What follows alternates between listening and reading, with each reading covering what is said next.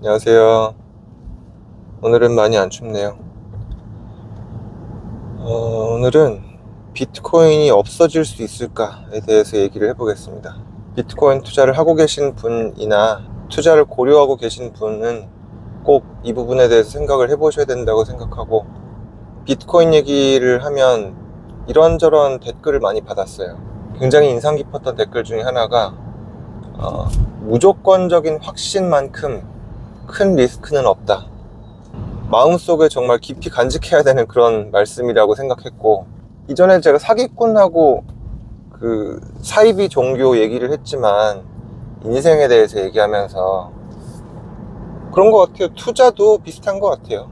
그 사이비 종교나 사기꾼의 특징이 어떤 조건을 걸고 네가 어떤 행동을 하면, 어느 기간을 투자하면 엄청난 결과를 줄 것이다, 그리고 거기에 대해서 무조건적으로 믿어라, 이게 절차잖아요. 사기의 절차잖아요. 근데 비트코인에 대해서 우리가 그런 식으로 접근하면 저는 안 된다고 봐요. 그러니까 뭐 공부를 안 하고 무조건적으로 믿으면 투기고, 책을 몇 권 읽으면 투자고, 그런 차원은 아니라고 보고, 저는 중요한 구분점 중에 하나가 비트코인은 100% 된다, 이렇게 생각하는 사람이랑 비트코인은 될 수도 있고 안 될 수도 있는데 확률상 될 것이다, 이렇게 생각하는 사람이랑 중요한 구분점이 있다고 생각해요. 100% 된다고 믿는 사람은 전세금을 빼기 쉬워요. 그리고 지금의 삶의 질을 희생하기가 쉽고, 폭락하면 그런 거를 할 가능성이 더 커지죠.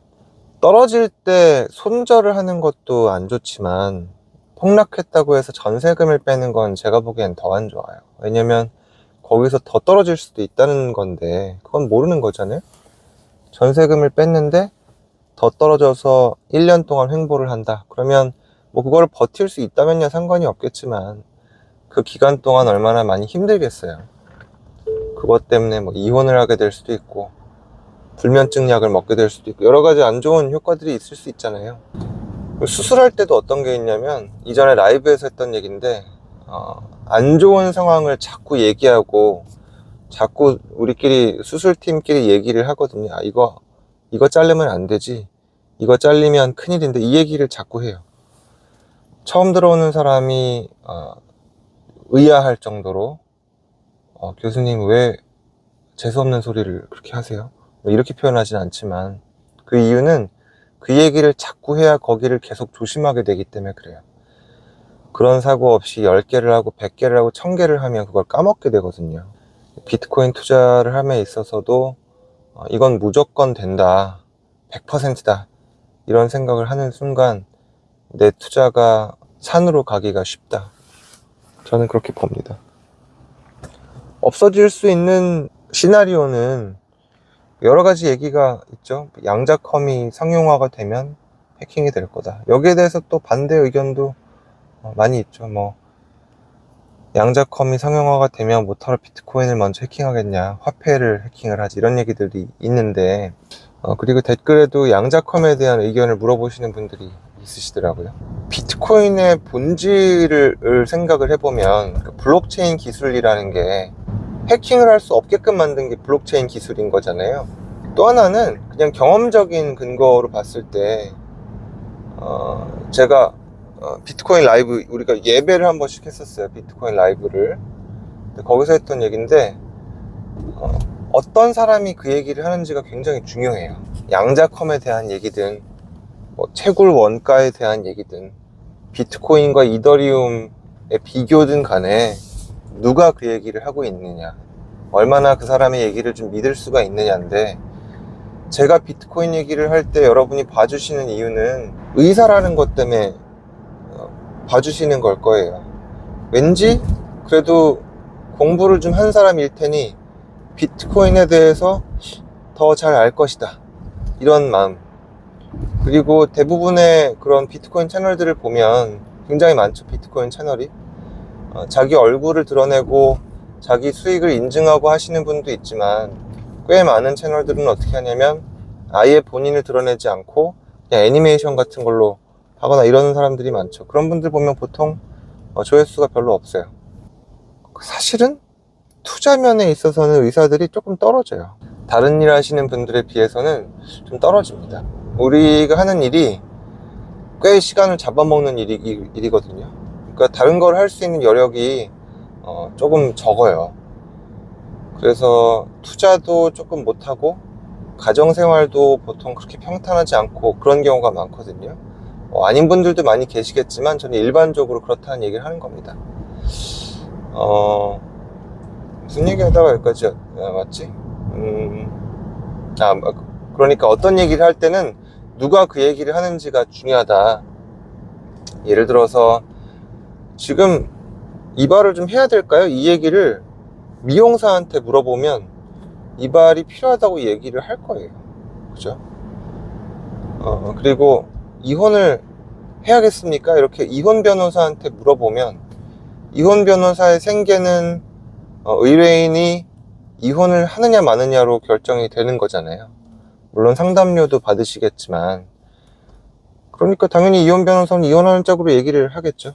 그래서 어떤 사람이 얘기하는지에 따라서 그 사람이 이 일로 인해서 2차적인 이득을 받는 사람이냐, 여기에 대해서 좀 알고 있는 사람이냐, 이런 것들을 좀 고려를 해봐야 되는데, 양자컴에 대해서 얘기하는 사람들을 보면 제가 두 종류를 봤거든요, 지금까지. 유튜버들도 나와서 얘기하는 걸 많이 보고, 공학이나 이쪽 좀 하시는 분들도 보고 그랬는데, 제가 지금까지 본 걸로는 유튜브 하시는 분들은 그 특유의 어떤 말투라든지 생김새라든지 이런 게 있잖아요. 최근에 제 지인 중에 친한 형이 있는데 그 형이 해준 얘기가 너 새로 생긴 채널부터는 그냥 유튜브 하는 의사가 아니라 그냥 유튜버 같던데, 이렇게 칭찬인지 조금 더 마음이 편해져서 그런 걸까요?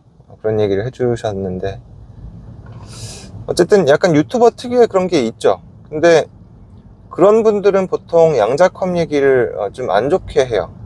양자컴이 나오면 해킹 당할 수 있고 그렇기 때문에 셀프 커스터디를 꼭 해야 되고, 저는 지금 콜드 월렛을 꼭 해야 된다 말아야 된다 이 얘기는 지금 아직 몰라요. 이건 제가 공부해서 얘기를 할 건데, 근데 그쪽으로 얘기를 많이 해요. 왜냐하면 그 얘기를 해야 조회수가 나오니까. 아까 얘기했다시피 이혼 변호사 입장에서는 상대방이, 의뢰인이 이혼을 해야 되는 거잖아요. 그래야 수임을 할 수 있으니까. 근데 유튜버 입장에서는 조금 위험한 얘기를 해야 돼요. 보는 사람으로 하여금 썸네일을 보고 이거 내가 클릭을 안 하면 안 되겠는데, 이 마음이 들어야 되거든요. 반면에 양자컴이나 이런 게 별로 위험하지 않을 거다 이렇게 얘기하는 분들을 제가 봤을 때는 약간 컴공의 느낌 아세요? 공대에서 체크무늬 난방 많이 입는다 그러죠. 근데 느낌이 컴퓨터 많이 하시는 분들 같은 느낌이 딱 있었어요, 제가 보기에는. 최근에 생긴 채널 중에 연세가 좀 있는 분이 나오셔서 비트코인 얘기하시는 채널이 있어요. PD님도 계신 것 같아요. 이렇게 촬영하는 포맷이 혼자 하시는 게 아니고 PD님께서 이제 질문을 던지시면 이제 연세가 좀 있는 분이 안경 딱 쓰시고 머리도 이제 약간 반백발이시고 딱 봐도 컴퓨터 많이 하신 분이에요. 그리고 약간 교수님 느낌인데, 제가 양력은 굳이 찾아보진 않았는데 채널 이름도 무슨 박사였나 하여튼 그분이 설명을 해주시는데, 양자컴이 위협이 아닌 이유를 설명을 해주시는데 저는 좀 설득이 됐어요. 그냥 별거 아닌 것처럼 얘기를 하시더라고요. 지금까지 나와 있는 근거를 봐서는 양자컴은 별로 위협은 아닌 것 같다. 제가 보기엔 그래요. 순전히 관상에 따라서. 양자컴이 아주 위험하다고 얘기하는 분들은 유튜버의 그런 외모를 가졌고, 양자컴 중요하지 않다라고 얘기하시는 분들은 컴공의 외모를 가졌기 때문에 저는 그렇게 판단을 했습니다. 전혀 과학적이지가 않죠, 사실. 비트코인이 없어질 수 있는 또 다른 시나리오는 예를 들어서 미국이나 러시아 같은 나라가 어떤 정책적으로 좀 봉쇄하는 상황.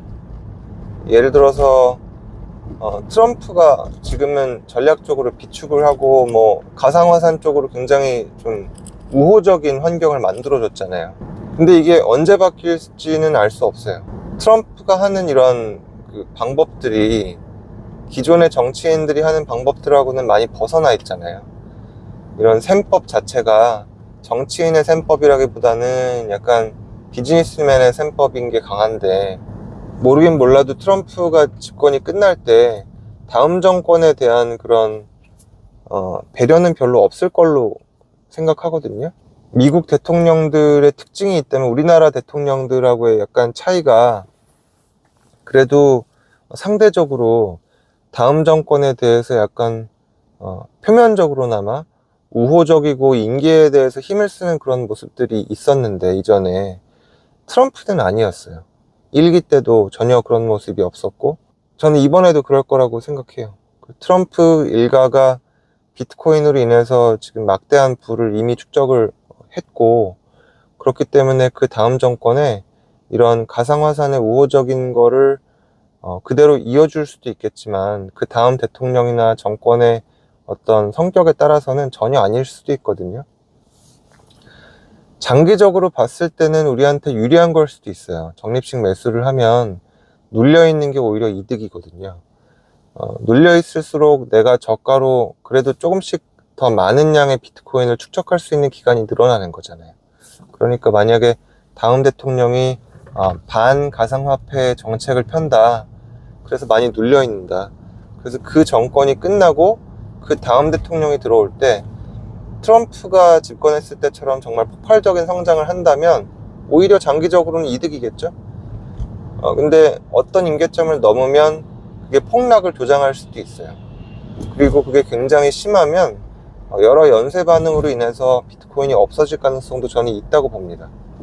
확률상 그럼 어떠냐는 건데, 확률상 조기 위암인데 나이가 50인데 전신 마취하기에 별다른 위험성이 없고, 환자가 별다른 동반 질환이 없고, 그러면 수술을 해야 돼요. 물론 그 환자가 수술을 버틸 거라는 보장은 없어요. 우리가 지금까지 축적된 수백만 명, 수천만 명의 사례를 봤을 때 50대 환자가 동반 질환이 없고 조기 위암이고 전신 마취의 위험성이 없다면 그 환자는 완치될 가능성이 커요. 그런데 보호자가 만약에 너 내 남편이 이 수술하고 나서 완치될 거라는 거, 문제없이 살아날 수 있다는 거 너 100% 보장할 수 있어? 이렇게 물어보면 그 보장은 못해요, 아무도. 오히려 그 얘기를 함으로 인해서 의사는 그 얘기 나오기 전까지 안 했던 얘기들을 할 수밖에 없어요. 색전증이 생길 수 있고, 뭐 전신마취에 대한 이상 반응이 생길 수가 있고, 이런 식으로 가는 거예요, 대화가. 그러니까 결론적으로 그런 작은 위험성들 때문에 수술을 안 할 거냐는 거예요. 그건 아니라는 거죠. 저는 비트코인도 똑같다고 봐요. 비트코인이 없어질 수 있는 이유들은 굳이 찾아보면 많겠지만, 지금까지의 동향을 봤을 때 이게 없어질 가능성보다는 안정적인 투자 자산으로 자리 잡을 가능성이 훨씬 크다고 보는 거예요. 그리고 우리가 알고 있는 여러 가지 원인들, 이전 영상에서 얘기했던 그런 여러 가지 요인들로 인해서 상대적인 가치가 조금 높다. 그래서 이런 사회적인 흐름들을 봤을 때 없어지기는 어려워요. 하지만 우리는 마음속에 없어질 수 있다는 걸 좀 품고 있자. 어느 영화인지 제가 기억이 안 나는데 히트일 수도 있고 여인의 향기일 수도 있고, 어떤 사람이 나오는데 아내하고 행복한 결혼 생활을 해요. 그래서 그 후배가 물어봐요. 형, 어떻게 하면 저런 여자랑, 저런 멋진 여자랑 행복하게 살 수 있어? 그 남자가 뭐라고 말하냐면, 두 가지 방법이 있어. 두 가지 필수 요소가 있어.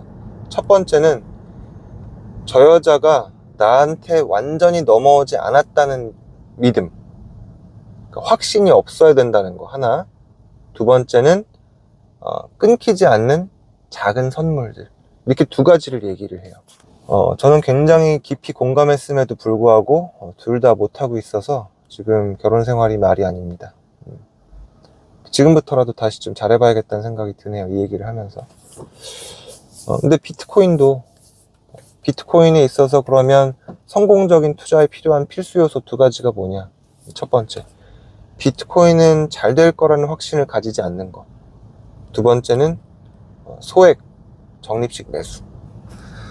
야, 진짜 시인이 따로 없다, 진짜. 그죠? 지금 이거는 진짜 괜찮았던 것 같아요. 제가 얘기를 할 때 스크립트를 접근해서 얘기를 하는 게 아니에요. 의식의 흐름대로 막 떠드는데, 특히나 출근길 유튜브는 더 그런데, 어떨 때는 얘기하고 나서 너무 좋았는데 이럴 때가 있어요. 지금 이거는 괜찮았던 것 같아요. 그 라디오헤드 크립 영상의 어떤 그 부끄러움을 좀 완전히 덮지는 못해도 일부분 상쇄해주는, 이런 게 계속 누적되다 보면 언젠가는 그 크립 영상의 마이너스 요소가 덮어지지 않을까, 이런 기대를 좀 가져봅니다. 뭐 출근길 영상은 항상 그런데 오늘도 뭐 무슨 얘기 했는지 모르겠네요. 잘 오늘은 그래도 날씨가 좋은 것 같아요. 하늘이 맑은 걸 보니까 여러분들의 하루가 평화로웠으면 좋겠습니다. 감정 기복 없이. 저는 아직 시간이 8시 54분밖에 안 됐는데 벌써 한 차례 감정 기복을 겪었지만 지금부터라도 좀 평탄했으면 좋겠네요.